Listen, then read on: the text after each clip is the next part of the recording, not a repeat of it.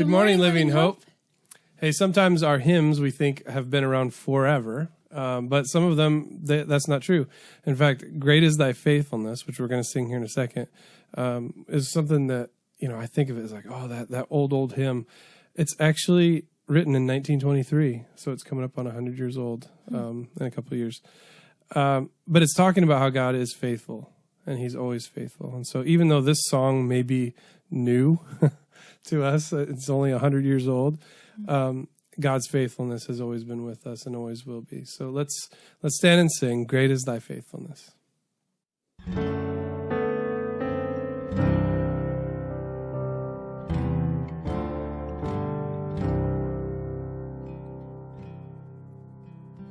Great is Thy faithfulness, O God, my Father. There is no shadow of turning with Thee. Thou changest not, Thy compassions, they fail not. As Thou hast been, Thou forever wilt be. Great is Thy faithfulness, great is Thy faithfulness. Morning by morning, new mercies I see. All I have needed, Thy hand hath provided. Great is Thy faithfulness, Lord, unto me. Summer and winter and springtime and harvest, sun, moon, and stars in their courses above, join with all nature in manifold witness to Thy great faithfulness, mercy, and love. Great is Thy faithfulness, great is Thy faithfulness. Morning by morning, new mercies I see.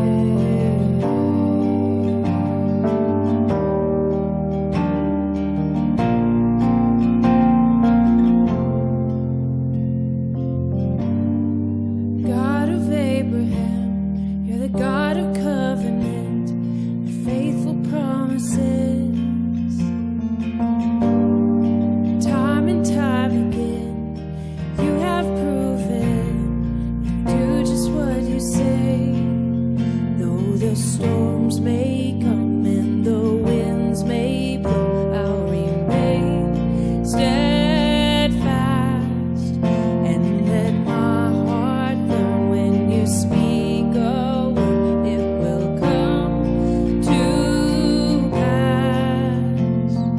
Great is your faithfulness to me. Oh, great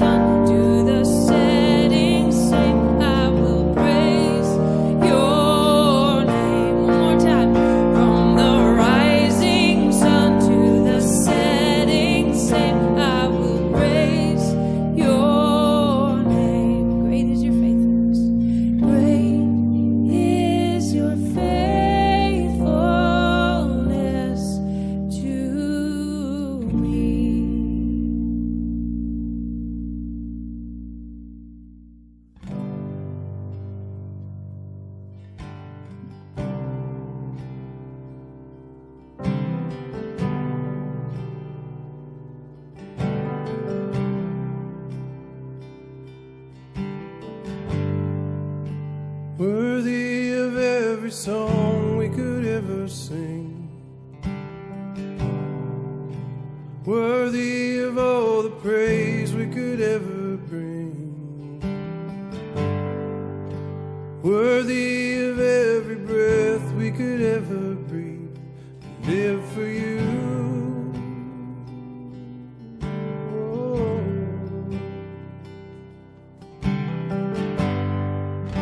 Jesus, a name above every other name. Jesus, the only one who could ever save. Worthy of every breath we could ever breathe. We live for you. We live for you.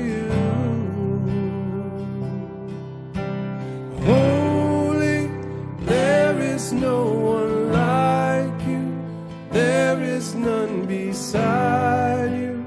Open up my eyes in wonder, show me who you are and fill me with your heart and lead me in your love to those around me.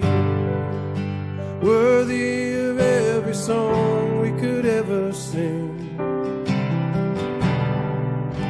worthy of all the praise we could ever bring, worthy of every breath we could ever breathe. We live for you.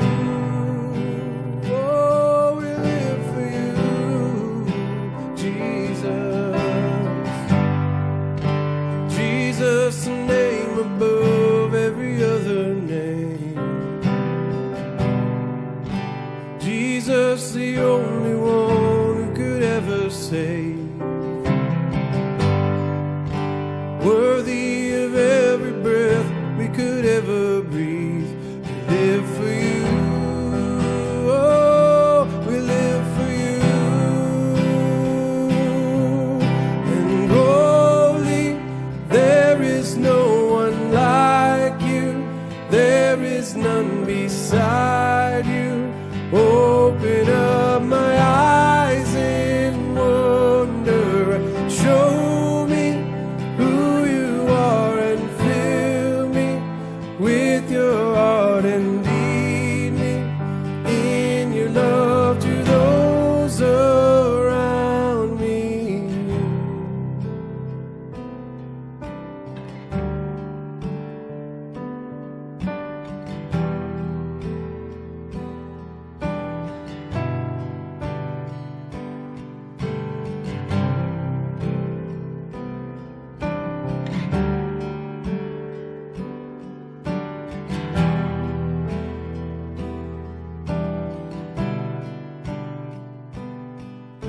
And I will build my life upon your love. It is a firm foundation, and I will put my trust in you alone, and I will not be shaken, and I will build my life upon your love. It is a firm foundation, and I will put my trust in you alone, and I will not be shaken. Holy, there is no one like you, there is none beside you. Open up my eyes in wonder and show me who you are and fill me with your heart and lead me in your love to those around me. Holy, there is no one like you, there is none beside you. Open Open up my eyes in wonder and show me who you are and fill me with your heart and lead me in your love to those around me.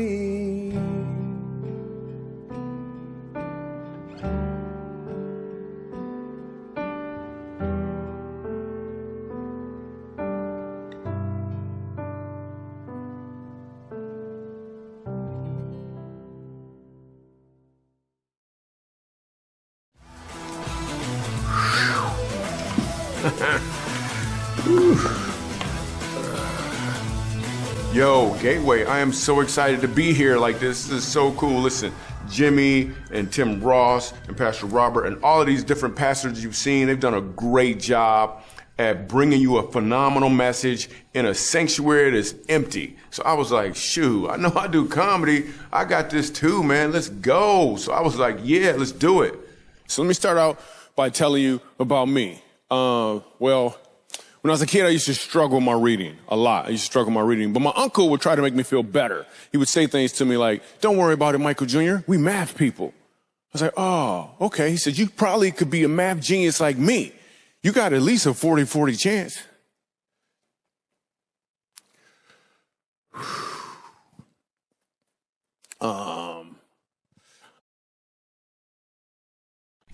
Yeah, that didn't work at all. This is more like it. Nice and close. Who needs all of those empty chairs? So instead, what I'm deciding to do is just sit here with you and share some things with you. Some stories that I have that I think is going to help you understand this overall message that I feel like has been put on my heart to share with you. And if you receive this message in the way I'm hoping that you will, I think it can make some substantial changes in a good way. If not, maybe it'll be remotely entertaining. And the reason it could be entertaining, notice I said could be, is because I actually have some new jokes. Let me see if I got them right here.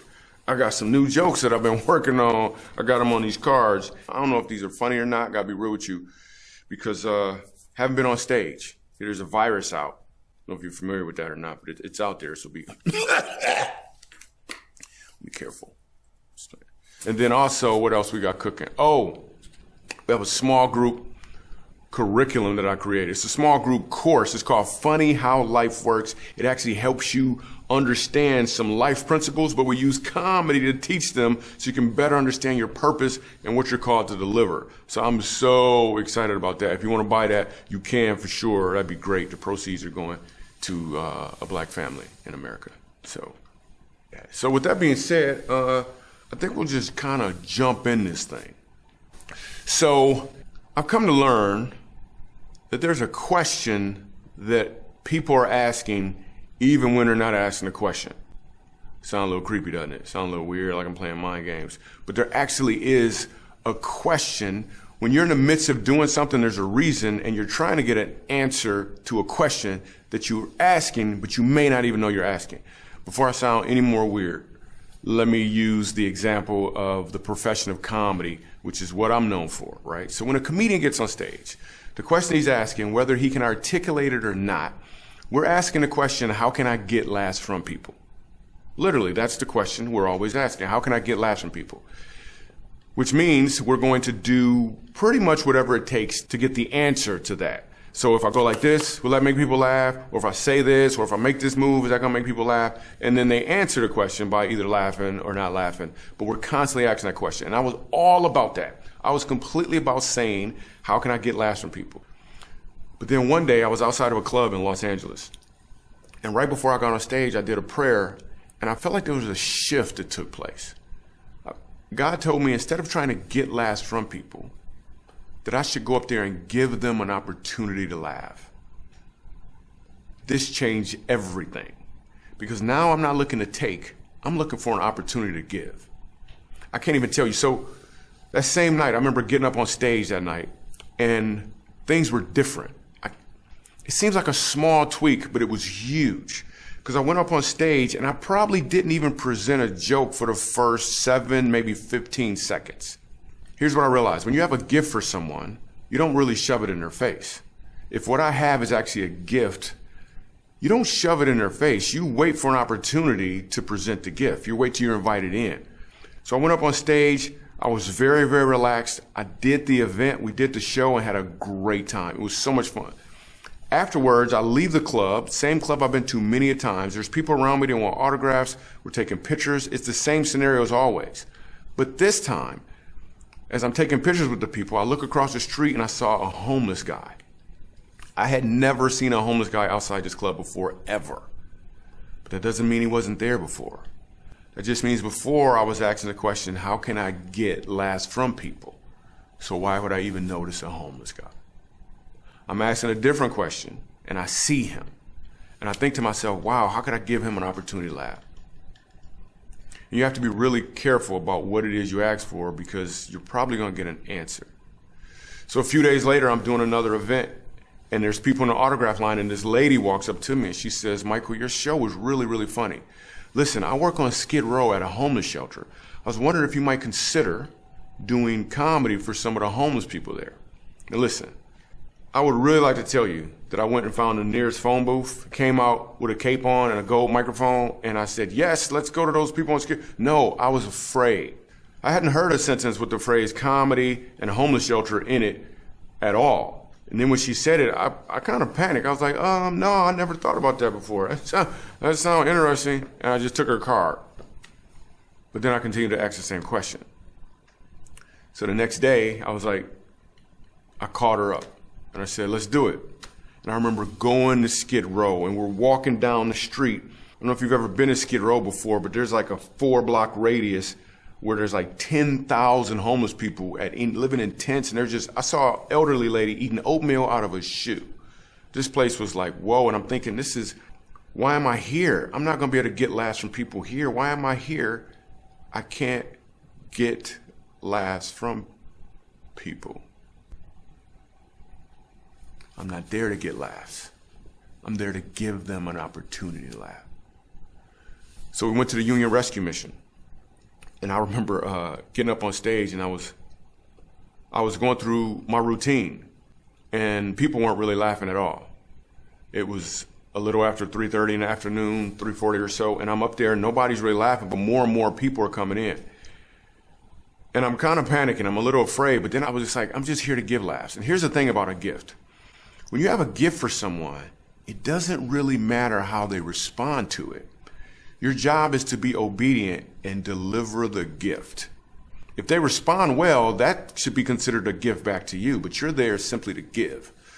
So I pressed on, and I realized that the reason more and more homeless people are coming in is because probably at 4 o'clock they're going to serve food. And chances are they're not going to serve the food until I'm done speaking. So I confirmed this with a guy up front. He was like, yeah, we can't eat till you're done. And I was like, well, cool. Well, I'm not going to be done till y'all start laughing.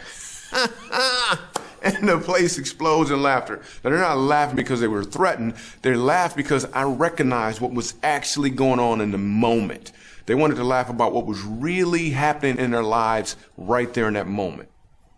I think it's weird when Christians say prayers right before they eat at a restaurant, like, Lord, bless the hands that made this food. First of all, it's a human back there making your food. You only care about his hands? Like, what if he got a bad knee? Like, you're not being very Christ-like. I just want to say that. So we're getting ready to perform in Denver, Colorado. And because I'm asking a different question, I'm getting different results. So instead of just doing the big show in Denver, we also decided to go to Montrose, Colorado, a place called the Dolphin House. Now, the Dolphin House is a facility that takes care of children who have been abused or they've been through some sort of trauma. And the reason they call it the Dolphin House is because whenever a dolphin is wounded, other dolphins come around it and they stay next to it until it's healed and it can protect itself. So before doing a show for all of these abused children and their caregivers, I decided, hey, why don't I capture their stories first so I know what they've been through? I'd like to tell you that was a great idea, but it was really hard to hear these stories because I'm hearing story after story about what these kids have been through. And then I got to prepare myself to do a comedy show for them and their caregivers. And it was kind of hard. There was a grandmother who shared the story of her grandson. And he's around 5 years old. And she explained to me he's going to be there that night, but when he shows up, he's going to have on a Spider-Man costume. And the reason he wears this full Spider-Man outfit is because his mom had been abusing him, and one of the things she was doing is she was pulling out his toenails. So I hear this little boy's story, and I hear all these other kids' stories. Then they bring them all in, and now I got to do jokes for them. Now listen, if my mindset was to get laughs from people, there is zero chance I would have been able to do the show. But instead, I had that shift that I keep telling you about where I was asking the question, how can I give them an opportunity to laugh? So I have to do the show. I mean, who else is going to come there and do, like, it's me. So I remember going up on stage and I'm doing comedy, and slowly but surely they start to laugh, and the show starts to get better and better. Then sitting right up front is Spider-Man on his grandmother's lap, and he doesn't appear to be laughing at all. In fact, he's kind of clinching his grandmother a little bit. And I'm not trying to draw any attention to him, so I'm going to continue to do jokes, and everybody knows everybody's story. This is a small community. And I remember I had one of my children's books with me, and I offered him a children's book. I said, hey, Spidey, would you like a children's book? And he looked to his grandmother, then he ran up and grabbed the book, and then he ran back to her lap. And that was a big deal. I mean, the fact that he was willing to receive from somebody, that was a big deal. So I carry on, I continue to do more and more jokes, and then, I don't know, maybe like 20 minutes later, I hear a voice come from this area right here, and the voice says, my name is Ronan. And this little boy pulls off his mask and introduces himself to me. And he gave me a gift that I'm not going to soon forget. Like it was him saying, here I am. And I don't know if that was just because he was in a room full of people and they were laughing and he felt comfortable, but by the end of the night, me and the kid formerly known as Spider-Man are on stage together, breakdancing and laughing and having a great time. It was probably, I want to say a year or so ago, just randomly out of nowhere, I get a letter from his grandmother, and his grandmother explains that since that day at that comedy event, Ronan never put his Spider-Man mask on again, ever. All I did was show up with my gift. And I was asking the question, how can I give? You have a gift, but what question are you asking? There's something amazing for you to deliver, and the people around you need it. And the hard part sometimes is it the people around you really need it, but they have a hard way of telling you they need it. It's because they're putting on a mask. Sometimes they'll let you know that they need it in the form of cutting you off in traffic, in the form of yelling at you or just being mean or ignoring you. All of those are masks, and those people are using those masks, and they're crying out for you to deliver. And if you only deliver under the circumstance where you get, you will never reach those people. But if you ask a different question, if you simply ask, what can I give, regardless to what they look like, I think you'll find some amazing opportunities to truly deliver. Here's the thing about people at Walmart. I don't think the people at Walmart are crazy. I think when we go to Walmart, we become those people. Like soon as you cross the threshold, like 3 teeth fall out, suddenly you got some tobacco in your lip, and you got house shoes on. You're like, I don't even like bunny rabbits. Where are these bunny rabbits? So as a result of asking a different question, I started noticing some parallels, because not only am I asking a different question, but I'm also still doing comedy. Like I'm traveling doing comedy, and I like to make connections between things, right? And I'm noticing some parallels between comedy and life. Let me explain.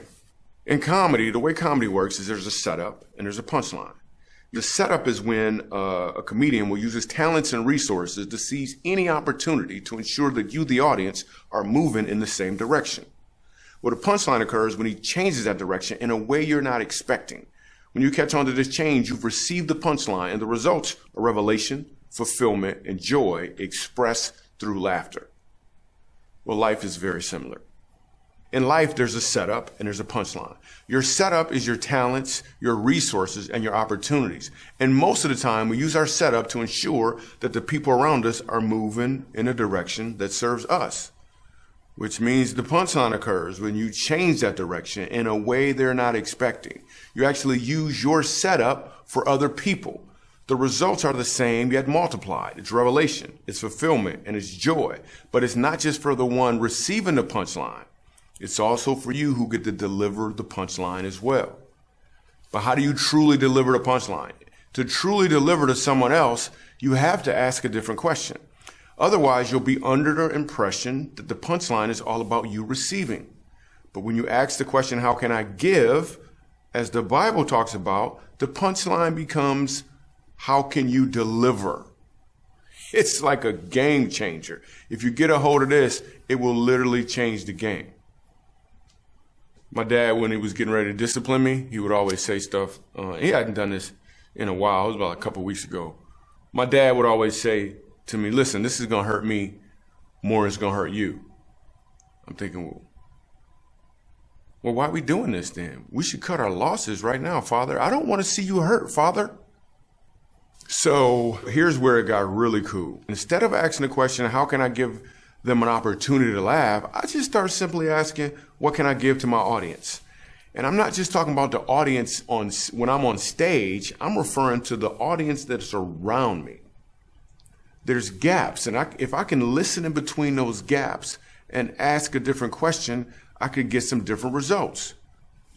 By the way, there's gaps in your life. No matter what you do, no matter where you've been, there's gaps. What question are you asking in between the gaps? Are you asking, what can I get? Or are you asking, what can I give? And if you don't know the answer to that question, I think you know the answer to that question by default, since the fruit we've been asking, what can I get? So now I'm asking a different question. And I remember I was in Peoria, Illinois. So I'm on stage and we finish up the show. We're having a great time or whatever. And I listened between the gaps. The show was great. We're doing an autograph line and this lady walks by and she says, I get it now. This is all she said. She didn't want no autographs. She didn't buy no merchandise.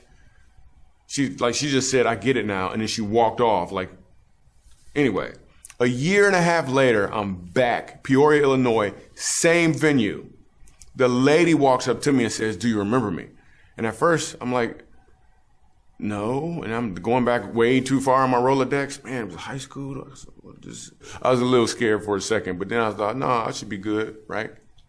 Anyway, she says, do you remember me? And I actually did remember her after a moment. And she said, when you're done with your autograph line, I'd love to share a story with you. So I was like, cool. So she says, a year and a half ago, I came to your comedy show. She said, I had no money. She was actually $132 in the negative in her bank account. A friend bought her a ticket to the comedy show because she knew she had so much weight and heaviness on her. She said, well, just go have a laugh. You have a great time. And then you can figure out the stuff later. She explains to me, she comes to the comedy show and she laughed and she really, really needed the laughter. She said, but then Michael Jr., you started talking about your setbacks and your setup and how you have a punchline to deliver. And she said it really kind of moved her to tears. She explained to me that she's a school teacher. Let me say that first. She's a school teacher, minus $132 in her bank account. On top of all of those other issues, one of her favorite students had approached her that day, which was Friday, and explained to her that she wouldn't be coming back to class anymore. See, her mom was going to prison, and she had never met her dad before, and she didn't have any place to turn. She's like 16 years old. She had no place to turn, and she did not want to get caught in the system, and she was going to just work it out for herself. And her teacher, having so much drama going on in her own life, or things just being so hard, she didn't know what to do. She comes to the comedy show. After the comedy show, she realizes she has a setup. She has something to deliver. And she calls up her student and she says, listen, I don't know what this looks like. I don't know exactly, but why don't you just come stay with me for a little while and maybe we can figure it out together. So this young 16-year-old girl, she comes and lives with her teacher, and And on that Sunday, they're unpacking her clothes and saying, you just be here, we'll just work this out. They're unpacking her clothes. And the teacher found a suicide note that was dated for that Friday. And then the teacher says to me, hey, do you want to meet her? I've adopted her and her little sister. And for a few moments, it was a couple beats at least, it was hard for me to even turn around and look at him because I didn't want to get choked up and well, kind of like I am now, thinking about it. The teacher started asking a different question. She had a bunch of problems when she was asking, what can I get? But she changed the question, and she'll tell you herself that she saw the opportunities. And in her own words, she is so much more happier now, even though, because she just asked a different question. I think tears are a good reason to find some jokes. I was driving the other day and I saw a road sign that said, drive safely. Is there ever a circumstance where you just driving out of control and you see a sign, you're like, oh yeah, that's right. That's right, my bad. Whew, I forgot. Thank you, sign. I appreciate that. Cool. Sorry I knocked you down. That was one.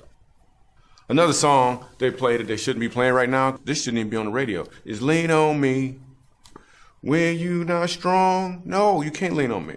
We're socially distancing currently. Lean on yourself when you not strong. And you not strong? Yeah, you should go get checked out. So we're in Nashville, and I'm on stage. The show is sold out. There's over 2,000 people at this event. I'm listening between the gaps. We're having a great time. Mostly, I'm just delivering comedy. And then I felt like God said to me, see that lady up over there? I want you to bring her up on stage. I don't know this lady. She don't look funny. What am I bringing her up on stage for? I don't understand why. We're having such a good time. This is what's going on in my head in the midst of having this conversation. I'm having this conversation with God in my head while everyone else is laughing, having a great time. I'm trying to figure out what this is going to look like. So then I go ahead and do another joke, and I look at the lady again, and I notice she's not actually looking directly at me. She's looking at a sign language lady, and she's deaf. Like, I don't know any sign language. Only sign language I know is this right here and another one before I was a Christian. I'm not going to show it to you now because I don't do that. Plus, they would probably blur it out. So I feel it again. Bring her up on stage. So I said to the sign language lady, hey, can you ask her right there, can you ask her to come up on stage, please? It's a white lady. She's maybe like 54, 55 years old. She comes up on stage. She's moving really slow because you could tell she's afraid. She don't know what's going on. Well, guess what? I don't know what's going on either, lady. I'm just bringing you up here to find out. I'm just listening. She comes up on stage, and the audience is froze at this point. We were just laughing really hard, having a great time. Now suddenly they don't know what's going on. Welcome to the club. She comes up on stage, and I ask her a question I've never asked anyone on stage before or since. I had never done this before. So I look at her and I said, to the sign language lady, I said, hey, can you ask her what is her biggest need? So she signs over, she signs back, and she says, well, she says she doesn't have any needs. She's fine. I was like, nah, ask her again. So she signs over, she signs back, and she says, well, her and her husband, they haven't been able to go on vacation in over 11 years, not even for a weekend, and they could really use some time away. I was like, okay. And what normally happens under this circumstance? We pass the hat around, we collect a bunch of money, and we give it to them. We've all seen that before. The greatest punchlines are the ones you never see coming. And plus, money is not a punchline. Don't get me wrong. It is awesome when you give from the hip. It's a game changer when you give from the heart. So I just simply asked the next question. I was like, well, why not? And she signs over, she signs back, and she says, well, her and her husband, they have a special needs child. And they can't afford a nurse who's qualified and can take care of the child in such a way that they feel comfortable and they can leave. I was like, okay. I turn to my audience, I say, where is the special needs nurse who can deliver their punchline. And the whole room is quiet. They're silent. They're still kind of tripping. So I had to say it again. I said, where is the special needs nurse who can deliver their punchline? And you hear a voice come from the top balcony. And this lady says, here I am. And she comes walking down. And we introduce them, and they live 30 minutes from each other. And the whole room is done. Like we are blown back by what is taking place. But what really happened? Someone showed up with their setup, willing to deliver their punchline, and someone else was there willing to receive it. There's people around you right now who need you to deliver what you have. Or there's people around you right now who are ready to receive from you. But we have to be ready. You have to be ready and willing to ask a different question so you can truly deliver. Or maybe you're in a position right now where you really need to receive Jesus, where you're having a hard time listening in between any gaps or figuring out life in general. Well, listen, the greatest setup punchline story ever is the story of Jesus. Think about it. He was the king, my bad. He was the King of Kings. And we're the king, what does that mean? That means everybody should serve you. That is the direction everyone was going. But what did he do? He said, no, instead of you serving me, he changed the direction. He said, I'm going to serve you. I'm going to climb up on this cross and die for you. The greatest punchline story ever. Nobody saw it coming, yet he delivered. Not just for me, he has delivered for you. And if you want to fully receive what he's delivered, you just need to do a prayer. You need to pray and ask him to come into your heart. And if you're not sure what that looks like, you can easily text the word decision to 71010, and somebody will pray with you so you can truly deliver what you're called to deliver. Could you imagine, with everything that's going on in the world right now, if everybody just decided to ask a different question that was really about delivering to other people, where might we be right now? Or maybe you're in a position right now where you just need to connect with somebody on some level, and all you got to do under that circumstance is just text the word connect to the same thing, 71010. Or maybe you're just ready to walk in your purpose and deliver your punchline, but you need some tools. Under that circumstance, please get the Funny How Life Works course that we set up for you. All you got to do is text the word Michael, which is my name, to 71010, and you'll get access to be able to buy the course. Just text Michael to 71010. You can get the course and be on course. Regardless, make some sort of decision. If the only decision you make is to change the question you're asking with regards to the people around you, that is an amazing, tremendous decision that you can make right now. Because you're asking a question. And my question to you, is it helping other people? Is it helping you? Is it making the community better? And if it's not, you should change it. Listen, I am Michael Jr. I love you. I appreciate you. You have something amazing to deliver, so go deliver.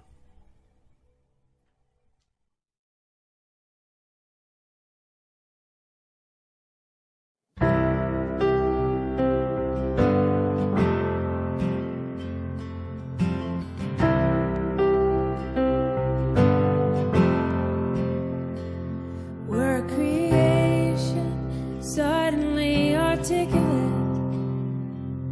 with 1,000 tongues to lift one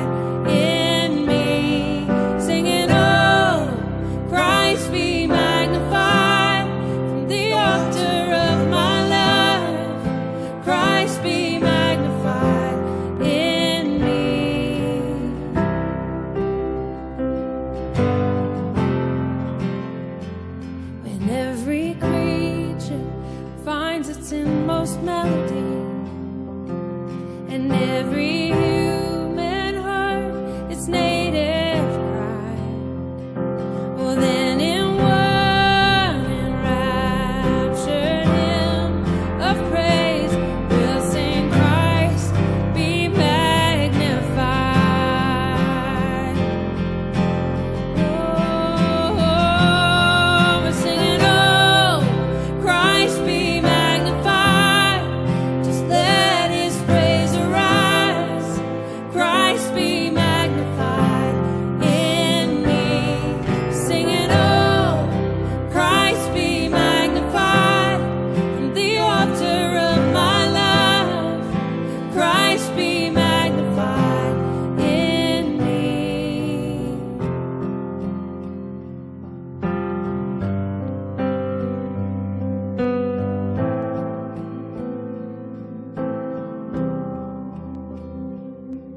Oh, I won't bow to idols. I'll stand strong and worship you.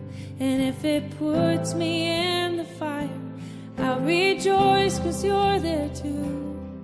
I won't be formed by feelings. I hold fast to what is true. If the cross brings transformation, then I'll be crucified with you. 'Cause death is just a doorway into resurrection life.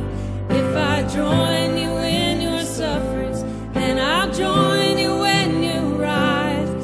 And when you return in glory with all the angels and the saints, my heart will still be singing and my song will be the same. Oh, Christ be magnified. Just let his praise arise. Christ be magnified in me. We're singing, oh, Christ be magnified from the altar of my life. Christ be magnified in me. We're singing, oh, Christ be magnified. Just let his praise arise. Christ be magnified in me. Singing, oh, Christ be magnified from the altar of my life. Christ be magnified.